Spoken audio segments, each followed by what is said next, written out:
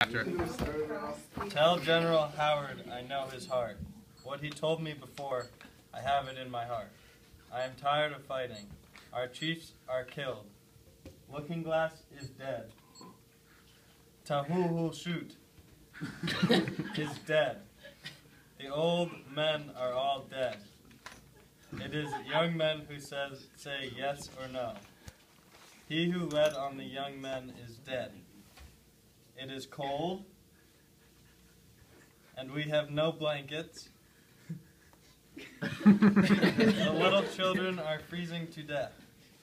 My people, some of them, have run away to the hills and have no blankets, no food. No one knows where they are, perhaps freezing to death. I want to have time to look for my children and see how many of them I can find. Maybe I shall find them among the dead. Hear me, my chiefs. I am tired, my heart is sick and sad. From where the sun now stands, I will fight no more forever. Chief Joseph, Thunder Traveling to the Loftier Mountain Heights, 1877. Nice. All right, who's got a comment? Who wants to go first? I'll go first. All right. Well, I saw P. Diddy Davis. Well, the first thing I saw was like the repetition in like dead. Like, that was the most obvious thing. I have to say. It's like pretty much everybody died, and it's trying to get towards the reader's feelings and emotions. Yeah, I think that also... No, I'm next. Alright, so there's a lot of repetition of cold and emphasis on how they're all freezing. Yeah, they're all really cold.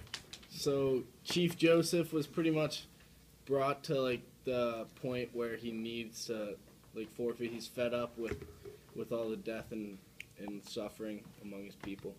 So I think the emphasis on the word death shows like just how many people were killed, like the mass destruction. Yeah. Run out of battery, Alan. It also makes this like really political thing very like personal. He emphasized on his heart, my heart, and he brings like specific names of people who was killed in the war. So he's more emotional than like addressing those. Speaks of his children. Yeah, and like the fact that all of it, the whole leading up to this was the fact that they were just trying to get freedom, and like now all these people are dead for it. He also makes a good point when he says that not only the old are dead, but the young are dead too, and the young are the people who lead the world. So it's not the old people who are going to be making decisions in the future; it's the young. And since you know the youth is dead and dying, they have no future. Yeah, they're the young men. It says.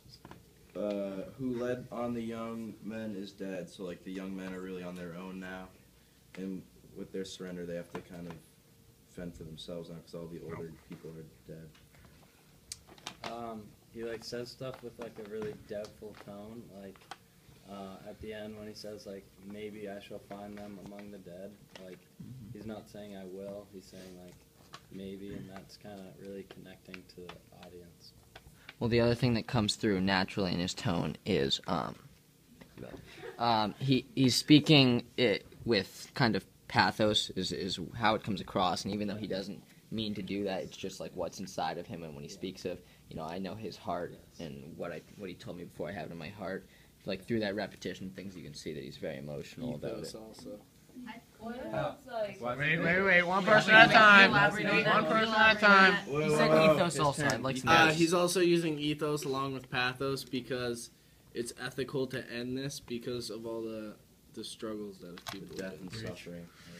All right, down there. Was mentioning like all the people run away to the hills instead of saying their tribes do, what their tribes do. And I think like he pulls in his culture a lot too, because he, in the beginning he says our chiefs are killed, and then at the end he's like speaking to them like he knows they're dead, and he says, "Hear me, my chiefs, I am tired, my heart is sick and sad. From where the sun now stands, I will fight no more forever." So the sun's probably setting, but you need to speak. No, I'm not kind of like keep it emphatic, like ending, like I will fight no more forever. Yeah, he's like giving up hope. Yeah, it's the double negative too. We were talking about the rhetorical devices, but it's like weird not syntax. saying not. Yeah, get that again? Definitely some different syntax. Definitely.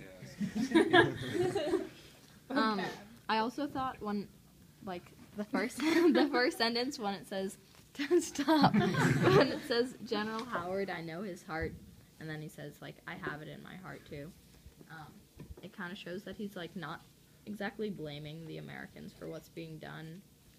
It's like he's just accepting what's happening and like showing that he just wants peace. He wants like what's best for everyone, which is to stop killing. Yeah, he says so many times that I am tired. Yeah. Also, the contrast between death and like his heart. Mm-hmm. I thought that was interesting. Yeah. Two opposite. That's a good point. Who have we not heard from? Melissa. Well, one thing I noticed at the beginning, he sort of like puts himself, he compares himself to the General Howard because he says, tell General Howard I know his heart, and then later he says, I have it in my heart, so he's kind of like paralleling them. I don't really know what. Parallelism. Yeah, exactly. Say that again, Scott. I think that's parallelism. I agree. Parallelism. Bobby, we haven't heard from you. I know. I'll wrap it up at the end. Like, push the Cameraman. subject Busy matter. duties. It's kind of like, Another thing about the syntax is the fact that since he speaks poor English, it's it comes across as more effective because it's like it's talking almost directly from the heart because what he says makes little sense, like with the double negatives and things, but it is more effective because you can see the emotion in it. You can also see that it's not his first language. English isn't his first language, so the fact that some of the syntax doesn't flow as normally as like someone whose English was their first language would. Also, the fact that he repeats things so many times kind of shows that maybe he's not totally confident in his English. Or he's just like not aware of it. You see the direct effect of.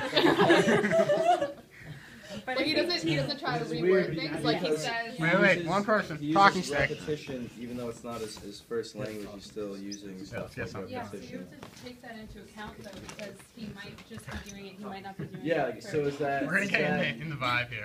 That he's a talking stick. Yeah, but he like might just be doing it because he doesn't know No, the you can't- language you very can't well. talk if you don't Because know it's kind of like when we were reading the thing by Sojourner Truth. It was saying like historians and like people that have looked back on it have said she said stuff she hasn't said, and so it's come across almost like more powerful than it might have been intended to, just because like of how people interpreted it. So we have to take that into consideration with this too. Yeah, so like what Katie said, it could have either been that since it's not his first language, he's repeating things over and over, or it could be that the repetition puts emphasis on a certain thing. So I kind of see both points because he repeats the word death all the time, but also he uses like the same phrases. Like he says, freezing to death twice, and like having no blankets twice. You know, like he didn't reword it. He repeated the exact same phrase. He also Wait, talking stick. He also uses like short words and short sentences, which he might not have intentionally meant to do so, but it added like power to his words. Like each time he repeated something, it like built up more and more and more until like a breaking point.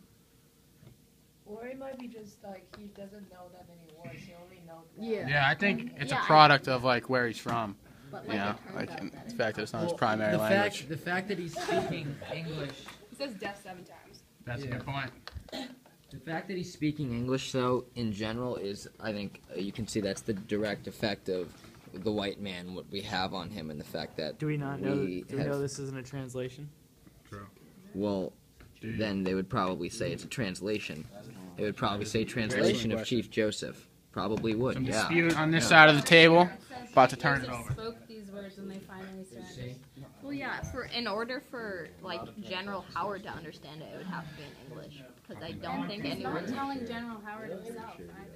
It Well, says Back and forth. no. Well, it's like Argument. yeah. It's like towards like I that's think who it's to those. his people. You know what I mean? You think this is to? I his think he's own like people. telling them. I think like that. I think we need to surrender, and this is what I'm going to tell him. Because I don't think he's telling him directly yet. Well, no, I don't think he's telling him directly, but like that's who. I don't know. No, I know what you mean. Cool. Who else? Probably we're gonna get seasick watching that. Who's he talking to? It's like upside down. He's like talking to his people.